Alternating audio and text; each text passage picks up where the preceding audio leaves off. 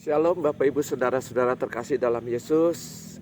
Kita berjumpa pada hari ini. Mari kita membahas sebagian dari firman Tuhan yang saya ambil dari Lukas 24 ayat 13 sampai dengan 35. Lukas 24 ayat 13 sampai 35 bicara tentang perjalanan ke Emmaus.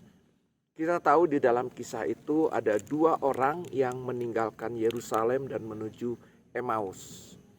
Nah, Bapak Ibu Saudara kasih, dari firman itu kita bisa lihat di ayat 17 sampai dengan ayat 24. Di situ dikatakan mereka bercakap-cakap, mempercakapkan atau berbicara tentang Yesus. Yesus yang disalib. Sementara mereka ini murid-murid Yesus yang pergi ke Emmaus. Kenapa mereka meninggalkan Yerusalem? Kenapa mereka menuju Emmaus? Intinya kedua orang ini mengalami satu kekecewaan. Mereka berharap bahkan menaruh seluruh harapannya hanya kepada Yesus, gurunya yang diharapkan bisa membebaskan mereka dari penjajahan. Itu harapan mereka.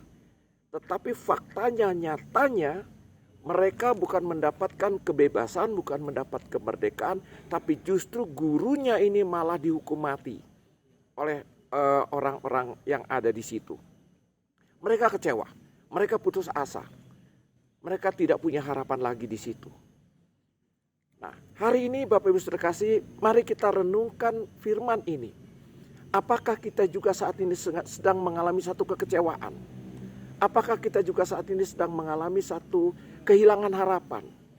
Atau kita juga mengalami satu kejenuhan dan sebagainya? Kalau itu yang sedang kita alami, kita persis atau kita sama dengan dua orang yang menuju Emmaus ini. Meninggalkan Yerusalem artinya menjauh dari Yesus. Meninggalkan Yesus. Menuju kepada kehidupan yang lama. Kenapa saya katakan kehidupan yang lama? Karena Emmaus ini tempat dari mana mereka berasal. Yang kedua yang ingin saya ajak Bapak Ibu untuk merenungkan firman ini. Di dalam perjalanan, di dalam kisah itu kita bisa melihat bahwa Yesus hadir. Tetapi mereka tidak mengenal itu Yesus. Mata mereka terhalang di situ dikatakan. Mengapa mereka tidak mengenal Yesus? Bapak Ibu sekasih, orang yang kehilangan harapan, orang yang ada kekecewaan, orang yang putus asa, dia tidak menyadari, dia tidak melihat bahwa di dalam dirinya sesungguhnya ada Yesus. Begitu juga kita. Pada saat Bapak Ibu mengalami kekecewaan, kadang-kadang kita mempertanyakan Yesus di mana? Yang sesungguhnya Yesus ada bersama kita, dekat dengan kita. Namun kita lihat di dalam perjalanan itu setelah mereka menyadari kehadiran Yesus melalui acara makan bersama, Yesus memecah roti, mengucap syukur, memecah roti dan sebagainya, mereka menyadari kehadiran Yesus. Ada satu pemulihan di dalam dirinya. Bapak Ibu sekasih, pada saat kita kecewa, mari kita jumpai Yesus. Di mana kita bisa berjumpa dengan Yesus? Ibrani 10 ayat 25. Di situ dikatakan apa? Jangan pernah menjauh dari ibadahmu. Artinya apa? Kita bisa berjumpa dengan Yesus, kita bisa bertemu dengan Yesus pada saat kita beribadah. Yang pertama. Yang kedua, saya ajak Bapak Ibu juga membuka dari 2 Timotius 3 ayat 5. Dikatakan di situ mereka beribadah hanya lahiriah saja. Saya mau katakan apa? Supaya kita bisa berjumpa dengan Yesus pada saat kita beribadah, jangan hanya badan kita yang ada di sana, tetapi hati kita juga harus di sana sehingga kita bisa berjumpa dengan Yesus. Pada saat ada perjumpaan dengan Yesus, hidup kita bisa berubah. Lalu di ayat itu dikatakan setelah mereka berjumpa dengan Yesus, mereka kembali ke Yerusalem.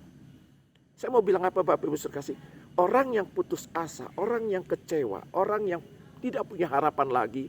Kalau saat ini itu yang Bapak Ibu harapan. Pada saat kita berjumpa dengan Yesus, kita tidak akan meninggalkan Yesus, tapi kita kembali lagi kepada Yesus. Hari ini saya mengajak kepada Bapak Ibu, mari kita kembali kepada Yesus. Kita jangan meninggalkan ibadah-ibadah kita. Kita datang ke sana dengan segenap hati, segenap jiwa, dan segenap kekuatan kita. Sehingga kita dapat berjumpa dengan Yesus. Di sanalah Yesus akan menolong kita, akan membantu kita. Sehingga kekecewaan kita semuanya akan lenyap. Selamat berjumpa dengan Yesus. Terima kasih, Tuhan Yesus memberkati.